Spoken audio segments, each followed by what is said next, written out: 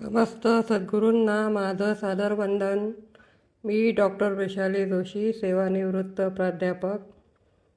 आज पुन्हा संत राजयोगी महिपतीनाथ महाराजांचं पदाचं निरूपण करण्यास उपस्थित झाले आहे.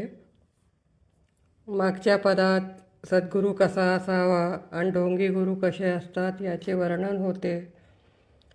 आपल्याला जे जमेल तेच करावे, जास्त फंदात पडू नये. चांगला सद्गुरू जर मिळाला नाही तर आणि आपल्याला ह्या मार्गालाही जायचं नसेल तर भक्ती मार्ग चांगला उघडा आहे. आपला जो आराध्य देव आहे, जे दैवत आहे, त्यालाच गुरु मानून आपण भक्ती करू शकतो. त्या मार्गानेही आपली जीवनयात्रा सोपी होते. आज मी ज्या पदाचं निरूपण करणार आहे ते कुंजवनामध्ये श्रीहरी कसे वसंत खेळतात आहे, वसंत पंचमी संबंधित पद आहे. या पदाचं निरूपण करण्यापूर्वी यंदा वसंत पंचमी 2 फेब्रुवारीला आहे. वसंत पंचमी हा सण हिंदू पंचांगानुसार माघ महिन्याच्या शुक्ल पक्षाच्या 5व्या दिवशी साजरा केला जातो. या दिवशी विद्येची देवी माता सरस्वतीची पूजा केली जाते. वसंत पंचमीला श्रीपंचमी किंवा ज्ञानपंचमी असेही म्हणतात. हिंदू मान्यतेनुसार या दिवशी माता सरस्वतीचा जन्म झाला होता. हा सण वसंत ऋतूच्या आगमनाची तयारी दर्शवितो. बुद्धी आणि कला प्राप्त करण्यासाठी साजरा केला जातो. वसंत पंचमीच्या 40 दिवसानंतर होळीचे आगमन होते. वसंत पंचमीपासून फाल्गुन पौर्णिमेपर्यंत वसंतोत्सव साजरा करतात. प्राचीन काळी वसंत ऋतूच्या आगमनाप्रित्यर्थ सुवसंतक वसंतोत्सव, मदनोत्सव, अशोकोत्सव वगैरे उत्सव करण्याची प्रथा होती. या निमित्ताने नृत्य, संगीत, वनविहार, जलक्रीडा इत्यादी मनोरंजनात्मक कार्यक्रम केले जात असे. काही ठिकाणी रंगीबिरंगी वस्त्रे परिधान करून रंग व गुलाल उडवून हा वसंतोत्सव साजरा करण्याची प्रथा आहे. याखेरीज याच काळाच्या थोडे आधी नंतर होणारे उत्सव म्हणजे होलिकोत्सव व होळी, फाल्गुनोत्सव, कुसुमायुध महोत्सव, चैत्रोत्सव अशा अनेक नावांनी ओळखले जाणारे उत्सव.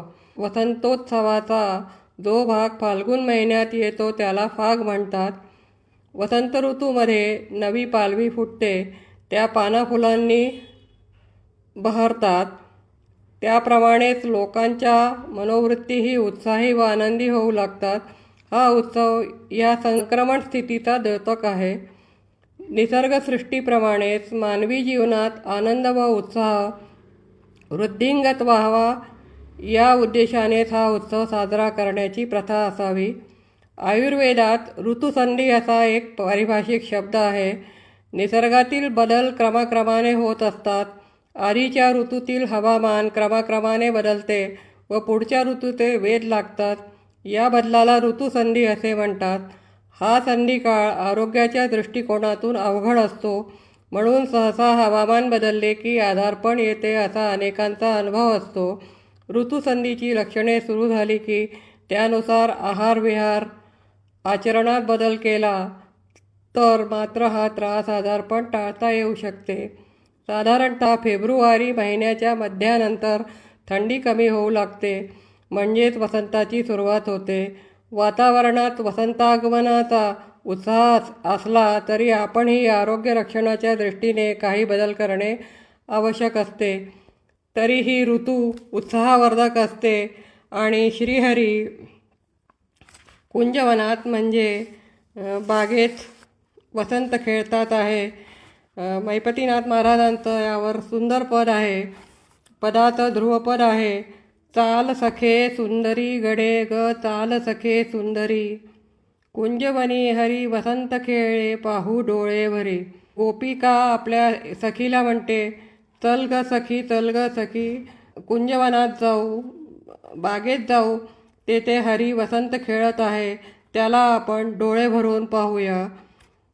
आज दिवस आनंदाचा गडे ग, दिवस आनंदाचा. माघ मास पंचमी सुदिन हा समय वसंताचा. गडे वनी नंदन नंदाचा, गडे वनी नंदन नंदाचा. धणीवर पाहू योग आहे हा समय एकांताचा. तेथे सुकाळ रंगाचा गडे, तेथे सुकाळ रंगाचा. हेतू करू परिपूर्ण बरा श्रीरंगी अनंगाचा. चाल सखे सुंदरी गडे ग, चाल सखे सुंदरी. आज दिवस आनंदाचा आहे. माघ मासाची पंचमी आहे. सुदिन आहे, चांगला दिवस आहे. हा वसंत येण्याचा समय आहे. श्रीकृष्ण हा वनी आनंदात रममाण आहे. धणीवर पाहू योग आहे हा समय एकांताचा. या एकांताच्या समयात तृप्तीने यथेष्ट श्रीकृष्णाला पाहू हा योग आहे. सुदिन आहे वसंत पंचमीचा. तेथे सुकाळ रंगाचा गडे ग, तेथे सुकाळ रंगाचा. तेथे बरेच रंग आसमंतात पसरलेले आहेत. त्यांचा रंगांचा सुकाळ झालेला आहे. हेतू करू परिपूर्ण बरा श्रीरंगी अनंगाचा. श्रीकृष्णाच्या रंगात रंगून आपण त्या निराकारच्या एकांतात भेटून आपला हेतू परिपूर्ण करू, म्हणजे आपला हेतू पुरता करू. अग गडे ग तू अशात वेगी चाल, अग गडे ग का बसलीस फुगवुनी गाल. अग गडे ग घे हाती गुक्का गुलाल, तुम तननन तनन राग आळवू गाऊ सप्तस्वरी. वन तरुवर फुलले गडे ग, वन तरुवर फुलले. आम्रपल्लवी कोमल अंकुर सुंदर मोहरावले. सुवास नभ कोंदले गडे ग, सुवास नभ कोंदले. शीतल वारा मंद मंद हे डोलूचिकी लागले. पक्षी स्थिरावले गडे ग, पक्षी स्थिरावले. स्तब्ध राहिले टकमक पाहती शुकादी मौनावले.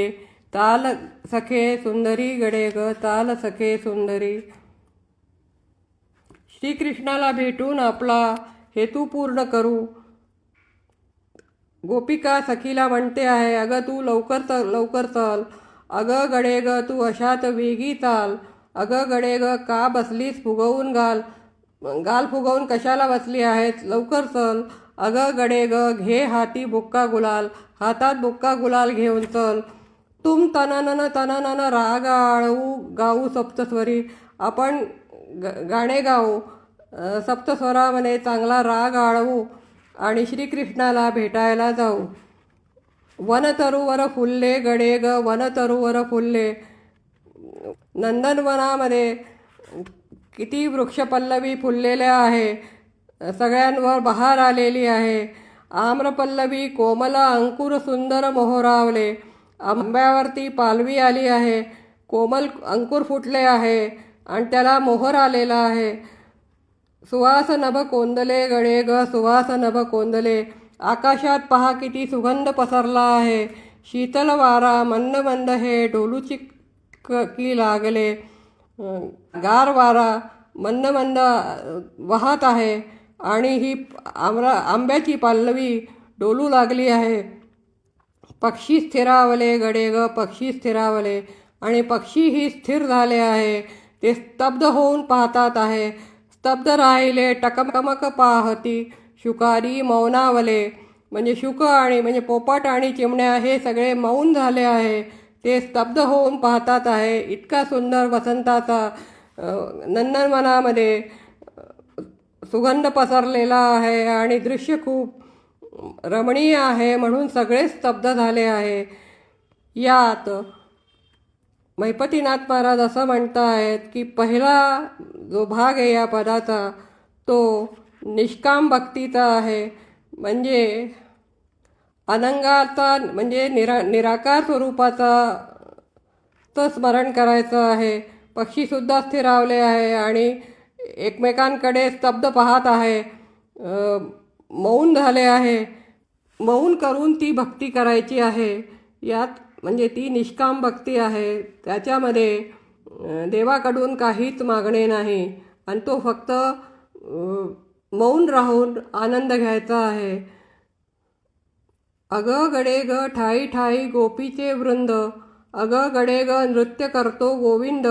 अगं गडे ग मुरलीचा लागला छंद. छुनछनन थय थय नाचिती सर्वही नाना परी. अग गडे ग ठाई ठाई गोपीचे वृंद. गोपिकांचा समूह घोळका सगळ्या दूर उभा आहे. अग गडे ग नृत्य करीतो गोविंद. तो पहा गोविंद नृत्य करतो आहे. तो श्रीकृष्ण नाचतो आहे. अग गडे ग मुरलीचा लागला छंद. तो मुरली वाजवून किती छान नृत्य करून राहिला आहे. छुनछनन छननन थय थय नाचिती सर्वही नाना परी.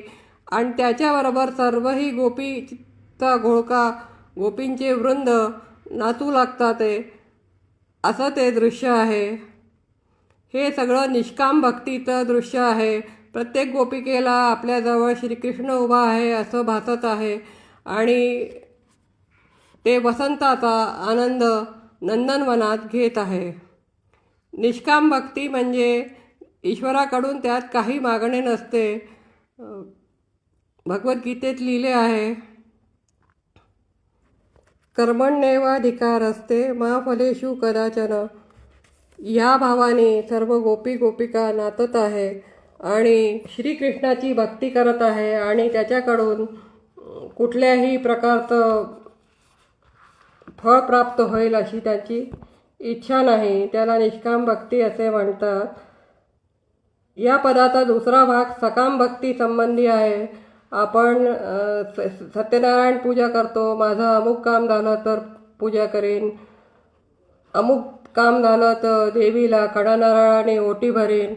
ती सगळी सकाम भक्ती आहे. कारण आपण त्यात कोणती तरी इच्छा वासना ठेवून घेतो आणि आपलं काम झालं की मग देवाची पूजा करायचा विचार करतो. त्या भक्तीला सकाम भक्ती म्हणतात. सकाम न त्यागिती गडे ग सकाम न त्यागिती. उन्मत्त होऊनी कासबळे त्या निष्कामे घालिती. रंग बहुत शिंपिती गडे ग रंग बहुत शिंपिती. अंगसंग हा श्रीरंगासी करोनी सुख पावती. नयनी नयन पाहती गडे ग नयनी नयन पाहती. गुलाल भरभर मुठिया हरिवर प्रेमाच्या झोकती. चाल सखे सुंदरी गडे ग चाल सखे सुंदरी.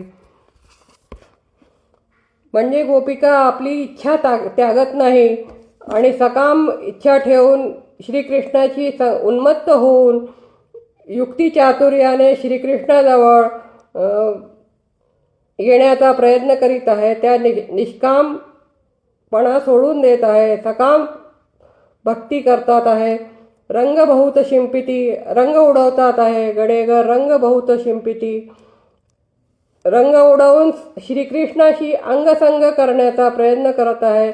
अंगसंग हा श्रीरंगासी करोनी सुख पावती. आणि त्यात त्यांना सुख मिळत आहे. नयनी नयन पाहती डोळे भरून त्याला पाहत आहे. गडे ग नयनी नयन पाहती. गुलाल भरभर मुठिया हरिवर प्रेमाच्या झोकती. आणि हरिवरती श्रीकृष्णावर गुलाल उधळून आपला प्रेम व्यक्त करीत आहे. अग गडे ग त्या सुखासी नाही पार. अग गडे ग रंगाचा होय भडीमार. अग गडे ग नरहरिनाथ दातार. कडकड कडकड टाळी वाजवा महिपती कीर्तन करी. त्या गोपिकांना त्या सुखात खूप आनंद वाटतो. त्या म्हणतात ते अग गडे ग त्या सुखासी नाही पार. असा आनंद अभूतपूर्व आहे. श्रीकृष्णाबरोबर रास खेळण्याचा, श्रीकृष्णाबरोबर रंग खेळण्याचा आनंद खूप सुखी करणारा आहे. अग गडे ग रंगाचा होय भडीमार. निरनिराळे रंग त्याच्यावर उडवीत आहे. अग गडे ग नरहरिनाथ दातार. नरहरिनाथ देणारा आहे. कडकड कडकड टाळी वाजवा महिपती कीर्तन करी. आणि महिपतीनाथ आपल्या कीर्तनात हे वर्तवृत्त सांगत आहे. म्हणून टाळी वाजवा. सर्वांनी टाळी वाजवून या कुंजवनामध्ये वसंत खेळाचं दृश्याचं वर्णनाचं आनंद महिपतीनाथ महाराजाच्या कीर्तनामधून मिळत आहे. एक हिंदी पदही आहे, वसंत हो के वसंत खेले राधा कृष्ण प्रभू प्यारे. हे ध्रुवपद आहे. राधाकृष्ण म्हणजे श्रीकृष्ण स्वतःच वसंत होऊन वसंत खेळत आहे। सब सखी साज सफेद ही करके गावे वसंत की ललकारी। सर्व सखी सर्व गोपिकांनी पांढरी वस्त्र घातलेली आहे आणि वसंत ते गीत गात आहे। राग वसंतमध्ये एक ब्रिजचं गाणं आहे ते फगुआ खेलन ब्रिज को चलोरी। त्याप्रमाणे त्या सर्व गोपिका गीत गात आहे। तारमंडल सारंगी बाजा ताल पखावज धुनकारी। आणि त्यांच्या गीताबरोबर सारंगी वाजत आहे आणि पखावजवरती ताल दिलेली जात आहे। कृष्ण गुलाल गुलाल रंगेला राधा केसर पिचकारी। श्रीकृष्णला सगळ्या गोपिका गुलाल उडवत आहे आणि राधा केसर पिचकारी, राधा पिचकारी घेऊन केसराचा रंग उडवत आहे। नरहर महिपती वसंत गावे आज के छबी पर बलिहारी। नरहरीनाथ आणि महिपतीनाथ मिळून वसंत गात आहे। आज के छबी पर बलिहारी। श्रीकृष्णाची ही छबी पाहून दोघेही आनंदित होत आहे। त्याच्यावर बलिहारी जात आहे। असं हे हिंदीतही पद आहे। या दिवसात वसंत राग आणि बहार दोन्ही जोडीचेच राग आहे। वसंताचा समय असतो। वसंत रागामध्ये होलिकोत्सव वगैरे मनवला जातो। सद्गुरुनाथ महाराज की जय। धन्यवाद।